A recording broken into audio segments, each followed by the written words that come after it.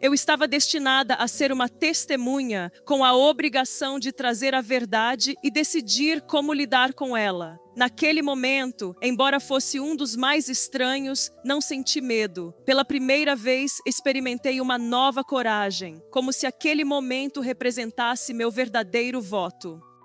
Meu corpo permanecia parado entre as ferragens, enquanto as pessoas ao meu redor corriam para ajudar. Era uma cena angustiante, mas eu não sentia pânico, apenas uma estranheza profunda, como se fosse uma espectadora da morte de alguém que já havia aceitado seu destino. Não se comunicavam por palavras, mas suas intenções e sentimentos me atravessavam diretamente, como se fizessem parte de mim. O mais surpreendente é que me chamaram simplesmente de Claire, sem qualquer referência à irmã ou à minha vida religiosa. Não me forneceram prazos exatos, mas a urgência era inconfundível. Eu a percebi como um pulso no coração. Anunciaram que no momento de sua morte, verdades enterradas surgiriam à luz, não com violência, mas com a força tranquila de um rio que finalmente rompe a barragem. Um sentimento paradoxal de leveza me atingiu, acompanhado pela opressiva realização de que minha identidade estava conectada a algo que poderia nunca ter pertencido a mim. Chegamos a uma espécie de sala sem paredes, composta por uma luz vívida que parecia respirar. Não brilhava como uma lâmpada terrestre. Era algo diferente, como se fosse feita de consciência. Era uma luz que te percebia. Não sei descrever de outra forma. Na véspera do que percebia como o grande momento, foi como ser envolta por uma paz incomum. Não era a calma habitual das minhas manhãs de oração, nem a tranquilidade que se obtém às vezes após um profundo jejum espiritual. Era um silêncio denso, quase sagrado, como se o próprio tempo estivesse prendendo a respiração. Passei o dia organizando os últimos documentos com Lucinda, selando envelopes e checando pastas criptografadas. Durante a noite, fui à capela do convento e fiquei sozinha por horas. Sempre vivi de acordo com os rigorosos votos de castidade, pobreza e obediência, seguindo uma rotina silenciosa e introspectiva, cercada por outras irmãs que fizeram escolhas semelhantes. Minha existência era marcada por simplicidade e modéstia. Revivi momentos da minha vida que havia esquecido ou distorcido em nome da fé. Revivi minha primeira vocação quando eu ainda era uma criança. A cada noite, a ansiedade aumentava, mas também a certeza de que estávamos fazendo a coisa certa. Foi Lucinda quem sugeriu contatar alguém fora dos muros, um jornalista de confiança, alguém capaz de proteger parte da verdade caso algo acontecesse conosco. Inicialmente, hesitei. Todo o meu passado religioso me fazia tremer ao pensar em envolver o mundo externo, mas os sonhos continuavam a me assombrar e as mensagens se repetiam. Não é possível ocultar a luz. Decidimos um nome. Neles havia uma pureza nunca antes experienciada, nem mesmo nos momentos mais altos de oração. Eles não me forçavam a crer, não impunham nada, mas mostravam e me permitiam sentir. Não era uma dor física, mas uma sensação de desconexão, como se estivesse abandonando ideias que considerava sagradas. Foi então que um dos seres, aquele que pulsava em tons azuis e dourados, me convidou a observar algo flutuando no centro daquela sala de luz. Hoje escrevo estas linhas sem saber quem as lerá, mas com a certeza de que minha história deve encontrar espaço fora de mim. Tenho 63 anos, mas me sinto como se tivesse renascido há poucos meses, quando vivi a morte por 2 minutos e 39 segundos. Desde aquele dia, não sou mais a mesma. Não rezei como no passado, não usei as frases habituais, limitei-me a sentar no chão frio, olhar o altar e sussurrar: estou pronta. E foi tudo. Não percebi a presença de Deus como a tinha sentido inúmeras vezes antes, mas algo mais vasto, um sentimento de unidade, de plenitude. Comunicavam-se sem palavras que o que eu definia como fé não necessitava de templos ou dogmas para existir, que a verdadeira espiritualidade era anterior a qualquer igreja. Isso me dilacerou, mas ao mesmo tempo me libertou, porque no fundo, em meu íntimo, algo dentro de mim já sabia. Eles me mostraram que, ao retornar, eu não seria mais a mesma de antes, que tudo que eu tinha visto não ficaria apenas comigo, mas que eu teria um papel significativo no momento da mudança, e esse momento chegaria com a morte do Papa. Com grande surpresa, ela não me julgou psicopática.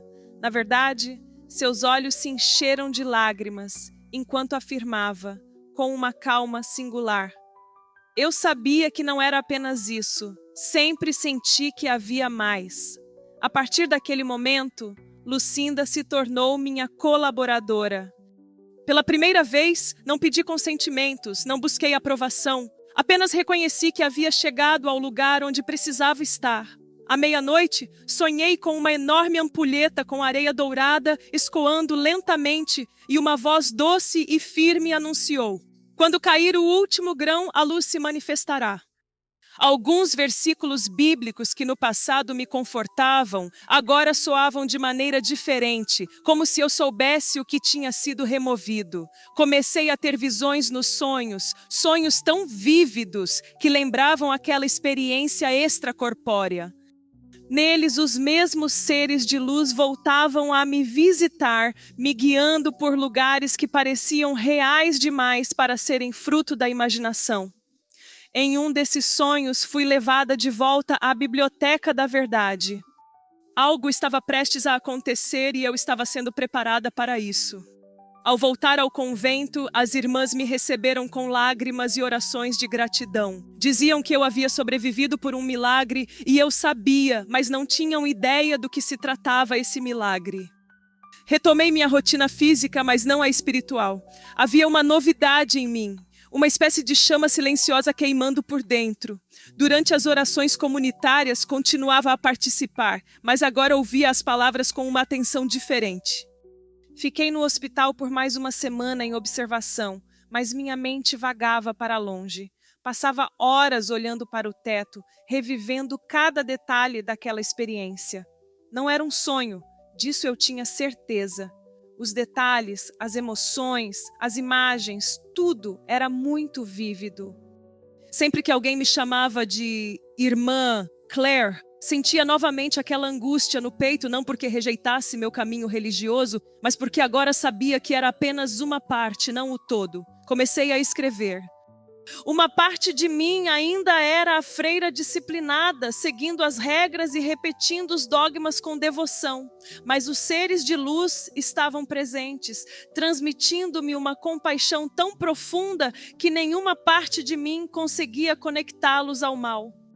Eu literalmente senti partes da minha mente se dissolvendo como fios de uma teia delicadamente puxados um a um. A cada camada que desaparecia, uma nova clareza tomava seu lugar, como se pela primeira vez eu estivesse acordando de um sono profundo.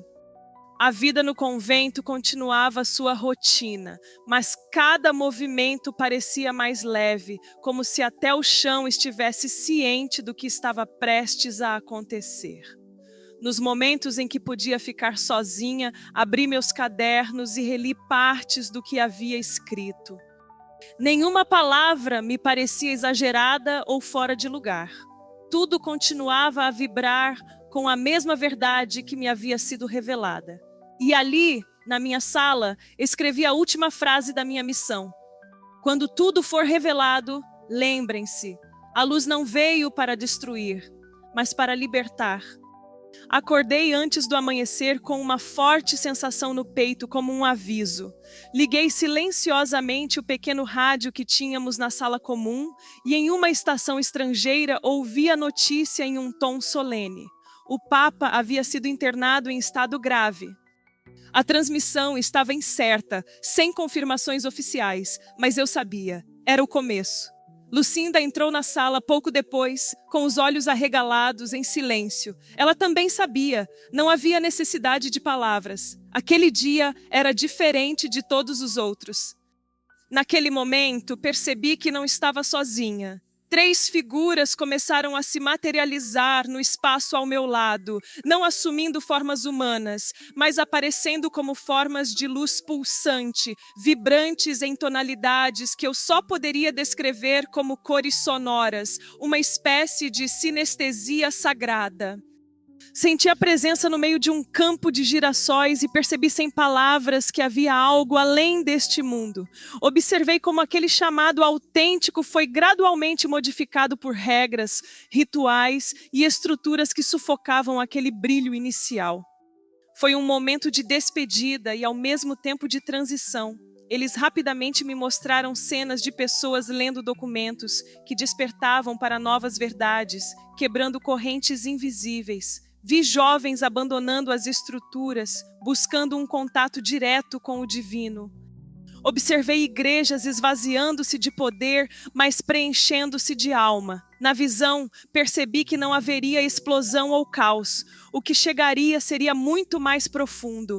O silêncio de milhões de consciências despertando. A verdade, uma vez revelada, não traria guerra, mas libertação. Parei de acreditar em uma estrutura para confiar em uma luz que vem de dentro, que não requer intercessão nem autorização. Uma luz que, a cada dia, me mostra que o divino não está lá em cima, está dentro de nós. E se estou escrevendo isso aqui, nesse espaço onde muitas pessoas compartilham histórias que poucos ousam expressar em voz alta, é porque estou ciente de que minha experiência é apenas outra centelha em um incêndio silencioso já iniciado. Aquela noite, enquanto o mundo descansava, dirigi-me para o jardim interior do convento, um lugar simples, adornado com algumas rosas descuidadas e um velho banco de madeira que rangia até com o vento. Era o lugar onde, nos meus primeiros anos como noviça, eu buscava conforto nos momentos de incerteza. Agora, mais de 40 anos depois, voltava não para buscar conforto, mas para oferecer silêncio ao universo. Quando abri os olhos novamente, ou talvez eu devesse dizer, quando despertei em um lugar diferente do meu corpo, não senti dor, nem medo, nem som. Era como se estivesse suspensa no vazio, mas com uma clareza tão extraordinária que meus sentidos pareciam amplificados 1000 vezes. Tudo o que eu sabia sobre Deus e a igreja estava naquela realidade protegida, quase como se eu estivesse em uma bolha espiritual onde a obediência prevalecia sobre qualquer dúvida. Aquela manhã em particular, acordei mais cedo do que o habitual. De início, eram representações esplêndidas, autênticos santos, homens e mulheres que emanavam pureza, compaixão e amor genuíno. Eu vi São Francisco cercado por animais e Teresa de Ávila em êxtase espiritual. Lembro que ao sair do convento percebi um silêncio especial à minha volta, como se até os pássaros tivessem escolhido honrar a atmosfera contemplativa do dia. Com a ajuda de Lucinda, organizamos os arquivos em ordem cronológica, redigimos resumos, esclarecemos simbolismos e adicionamos relatos pessoais e espirituais que pudessem ajudar os outros a compreender o que estava prestes a se manifestar. Também realizamos um sistema de envio automático. Caso algo acontecesse comigo, os documentos seriam enviados a 3 contatos em diferentes locais. Não era paranoia, mas sim cautela. Lucinda sugeriu que fizéssemos cópias em papel também. Para muitos, era apenas um aspecto natural ligado à idade, mas eu percebia de forma diferente. Era como se no meu corpo ressoasse uma vibração invisível, marcando a passagem do tempo. Nos meus sonhos, as presenças espirituais se aproximavam cada vez mais. Em um desses sonhos, assisti a uma basílica se fraturando ao centro, como sob a pressão de uma luz interna que tentava se libertar. As colunas de mármore desmoronavam e de dentro emergia uma luz dourada tão intensa que ofuscava tudo ao seu redor. E me avisaram, você terá que fazer uma escolha. Essas palavras ressoavam dentro de mim com um peso que nenhuma crença religiosa jamais foi capaz de oferecer. Naquele lugar não havia dogmas, apenas responsabilidades. Orar, ajudar os necessitados e refletir sobre as Escrituras constituíam praticamente todos os meus dias. Até aquela manhã chuvosa, eu nunca havia realmente questionado minha fé ou minha missão espiritual, já que a congregação sempre foi o centro da minha vida.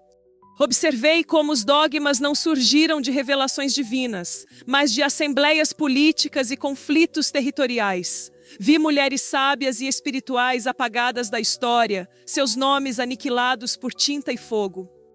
Era semelhante a um enorme painel translúcido que se desdobrava em camadas. Cada nível parecia conter eventos, imagens, emoções, e enquanto observava, comecei a reconhecer episódios da história da igreja. Parei de confiar em uma estrutura para colocar minha esperança em uma luz interior, que não requer intercessão nem consentimento. Uma luz que me revela a cada dia que o divino não está acima, mas dentro de nós. E se eu escrever aqui, neste espaço onde muitas pessoas compartilham experiências que poucos ousam descrever em voz alta, é porque compreendo que a minha história é apenas mais uma faísca em um incêndio silencioso que já está em curso. Se há uma lição que aprendi com tudo isso, é que a verdade é uma força viva. Não grita, não obriga, não destrói, apenas espera, aguarda que estejamos prontos. Fui cercada por orações durante toda a minha vida, mas foi apenas no silêncio da quase morte que ouvi pela primeira vez a voz da realidade, e não vinha de uma figura autoritária, nem de um texto sagrado, nem de visões de paraíso ou inferno. Vinha dos olhos de seres luminosos que me chamaram simplesmente de Claire. Eles me afastaram das etiquetas para que eu pudesse finalmente reconhecer a mim mesma e me confiaram uma missão: ser uma ponte entre o que foi e o que está por vir, não para destruir, mas para anunciar. O mundo está passando por uma transformação, não por rebelião, mas por revelação. E quando ocorrer o próximo despertar, não tema. A luz já conhece o caminho. Se esta história tocou seu coração de alguma forma, eu te pergunto, e se o que você acredita sobre espiritualidade fosse apenas uma fachada? O que você faria se uma verdade que pudesse mudar tudo fosse revelada a você? Compartilhe nos comentários suas emoções enquanto lê este relato. Você já viveu uma experiência semelhante ou conhece alguém que passou por situações desse tipo? Vamos discutir. Sua voz pode oferecer uma nova perspectiva a outra pessoa. Não esqueça de se inscrever no canal agora e ativar o sininho de notificações, porque aqui mergulhamos profundamente em experiências reais e transformadoras, e você não vai querer perder os próximos relatos. Consegui fechar os olhos e apertar o volante, orando silenciosamente. Em instantes, senti o impacto violento, um clarão branco que invadiu meus sentidos, e de repente tudo se apagou em um silêncio total. Peguei a estrada principal e pouco depois, uma sensação inquietante apertava meu peito, como se algo significativo estivesse prestes a acontecer. Foi nesse momento que percebi no retrovisor um caminhão desgovernado se aproximando rapidamente. Não tive tempo de reagir. Disseram-me que o desaparecimento daquele homem abriria os portões para a verdade, uma espécie de gatilho espiritual e histórico capaz de iniciar um colapso lento, mas irreversível da instituição que eu sempre vesti como uma armadura de fé. Fui dominada por uma confusão devastadora. Eu nunca tivera coragem de encarar isso. Após aquelas visões, senti como se um silêncio profundo me cercasse. Era um silêncio sem sons, mas denso, que antecipava algo sagrado ou irreversível. Permaneci ali, no centro daquela sala vibrante, tentando assimilar tudo. Uma chuva fina e fria caía, daquelas que tornam os dias cinzentos e trazem reflexões mais profundas. Minha missão era visitar um convento próximo para discutir questões administrativas e espirituais com outras irmãs da ordem. Eu vi sua morte não como um espetáculo, mas como um evento silencioso, capaz de abalar estruturas invisíveis, e junto a isso, uma série de eventos interligados. Cofres abertos, corredores secretos no Vaticano, manuscritos antigos desenterrados, documentos que nunca deveriam ver a luz. Apenas trocávamos olhares cheios de compreensão. As outras irmãs começaram a discutir os eventos com confusão. Algumas se agarraram ainda mais à liturgia, como quem busca um bote salva-vidas no meio do oceano. Outras começaram a silenciar internamente, como se estivessem absorvendo uma verdade que ainda não sabiam como expressar. E eu esperava, não por sinais adicionais, mas porque eu sabia que a verdade, uma vez liberada, nunca volta atrás. A opressão espiritual não seria enfrentada com violência, mas com luz. As instituições não entrariam em colapso devido ao ataque de adversários, mas porque as pessoas simplesmente cessariam de precisar delas. Contudo, nas informações havia uma vibração que não poderia passar despercebida.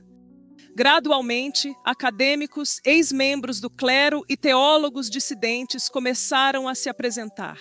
Um quebra-cabeça invisível estava se montando diante dos olhos de todos.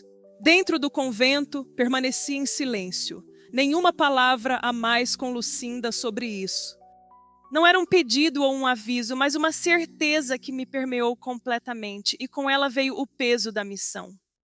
Foi nesse turbilhão de revelações que se manifestou uma cena que me destruiu totalmente. Eu vi o rosto do atual Papa, ainda vivo na época da visão. Sua aparência era afligida, cansada, como se carregasse um peso invisível, mas o que me impactou profundamente foi o que se seguiu. Um certo véu interior começou a se romper e uma memória muito remota, anterior à minha vida religiosa, começou a ressurgir. Eles estavam me mostrando que minha verdadeira essência não estava ligada aos papéis que havia assumido. Vi também cada vez que sufocava minhas dúvidas, temendo parecer fraca na minha fé, as noites em que chorava sozinha, não por falta de convicção, mas pela sensação de que algo estava ausente, algo que ninguém ousava nomear. Lá vi um mapa feito de luz e pontos escuros, e chefas que representavam consciências que estavam despertando. Algumas já brilhavam, outras estavam prontas para fazê-lo. Acordei suada, com uma certeza no coração. Eu não estava sozinha nessa missão. Foi nesse momento que conheci a irmã Lucinda. Ela era jovem. Tinha acabado de chegar ao convento, com um olhar radiante que me lembrava a mim mesma aos 20 anos, mas carregava consigo uma inquietude latente. Começamos a conversar em pequenos momentos durante os trabalhos simples, como costurar ou cuidar da horta. Cresci em uma família católica muito devota, em uma pequena cidade da Flórida, e comecei minha vida religiosa muito jovem, entrando em uma congregação dedicada à oração e à caridade em St. Augustine. Eu havia me imerso completamente na vida monástica. Segui as regras mais severas com dedicação e afeto. Inicialmente, ser chamada simplesmente de Claire me parecia uma leve zombaria, mas parecia que isso também era claro para eles. Foi nesse momento que senti algo se libertando dentro de mim. O céu estava cinza e uma fina névoa se espalhava pelo chão, como se cobrisse tudo com um véu de mistério. Sentei no banco e fechei os olhos. Após alguns instantes, fui envolvida por uma presença familiar. Não era tangível, mas preenchia todo o espaço ao meu redor. Parece que os 3 seres estavam lá novamente, mas sem forma visível. Senti uma expansão no peito, como se meu coração abrisse portas das quais eu nem estava ciente. Não houve palavras, mas eu compreendi tudo. Limitávamos-nos a trocar olhares cheios de entendimento. As outras irmãs começaram a discutir os eventos com confusão. Algumas se agarraram com mais determinação à liturgia, como quem busca um barco salva-vidas no meio do oceano. Outras começaram a silenciar dentro de si, como se estivessem assimilando uma verdade que ainda não sabiam rotular. E eu esperava, sem buscar mais sinais. Eu sabia, de fato, que a verdade, uma vez libertada, nunca volta atrás. Se há uma lição que aprendi com tudo isso, é que a verdade é uma força viva. Ela não grita, não força, não destrói, simplesmente espera, aguarda que estejamos prontos. Mas havia uma vibração naquela informação que não podia ser ignorada nem desconsiderada. Gradualmente, pesquisadores, ex-membros do clero e teólogos céticos começaram a se manifestar. Um quebra-cabeça invisível estava se reunindo diante dos olhos de todos. Dentro do convento, permanecia em silêncio. Não troquei mais palavras com Lucinda sobre esse tema. Se você aprecia o conteúdo e deseja apoiar o crescimento do canal, mas não sabe como, é simples. Clique no botão Tornar-se membro aqui embaixo. Assim, você contribuirá com o nosso trabalho e ainda ganhará benefícios exclusivos. Não abandonei a igreja, ainda vivo no mesmo convento, sigo a rotina, participo das missas e cumprimento meus deveres, mas agora meu espírito está em outro lugar. Minha fé não desapareceu, apenas assumiu uma nova forma. E se você quiser continuar esta jornada conosco, clique no próximo vídeo que aparecerá na tela. Trará mais uma poderosa história que questionará tudo em que você acredita. Nos vemos lá, até a próxima. Meu nome é Clara Matos, tenho 63 anos e sou freira desde os 20. Escolhi seguir a vida religiosa porque desde a infância senti um chamado forte para algo que transcende minha existência. Vi como a própria imagem de Deus fora forjada como um meio de controle severo, punitivo e distante, em contraste nítido com a luz que me envolvia naquele momento, uma luz impregnada de um amor tão imenso que doía. Então, também me mostraram algo ainda mais profundo.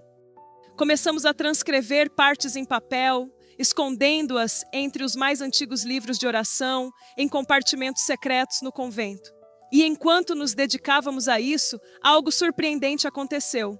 Outras irmãs, sem qualquer informação, começaram a nos procurar para conversar.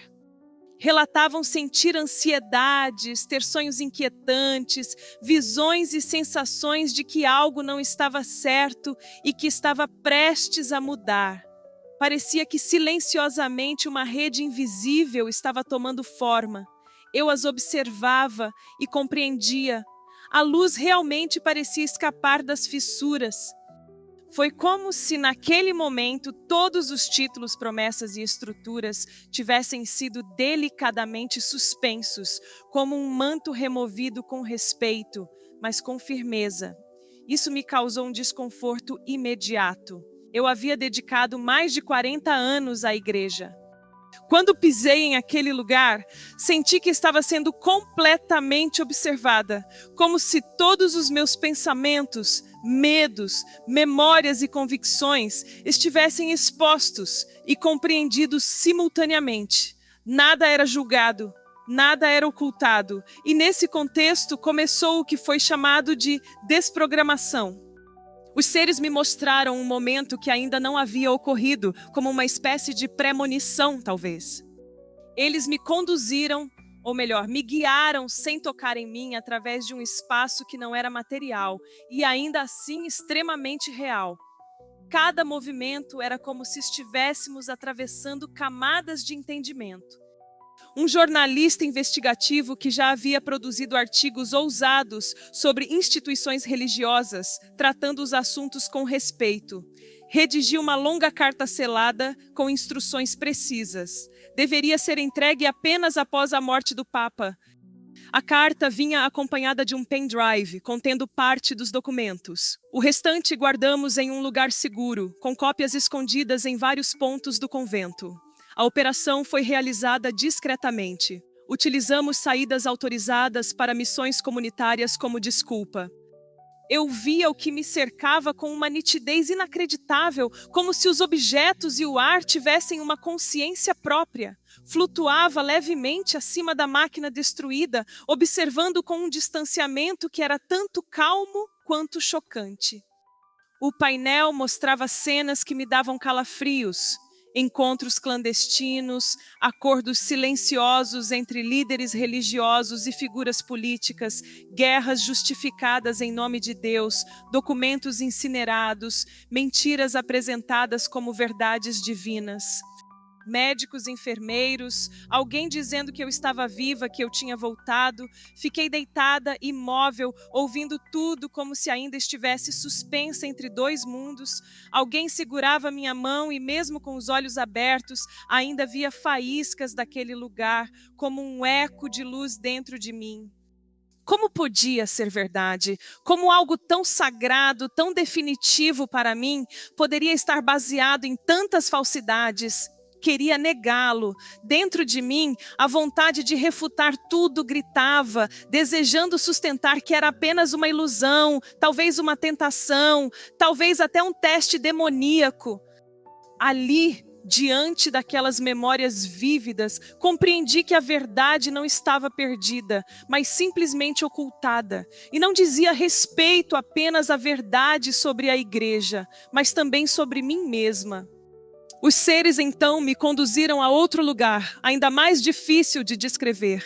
Parecia um templo sem forma, onde os livros flutuavam no ar como se tivessem vida própria. Esse lugar era chamado de Biblioteca da Verdade. Aqui, os textos não eram lidos com os olhos. Hoje escrevo estas linhas, sem saber exatamente quem as lerá, mas com a consciência de que elas devem existir além de mim. Tenho 63 anos, mas sinto como se tivesse renascido apenas alguns meses atrás, quando morri por 2 minutos e 39 segundos. Desde aquele momento, nada foi como antes. Não abandonei a igreja, ainda vivo no mesmo convento.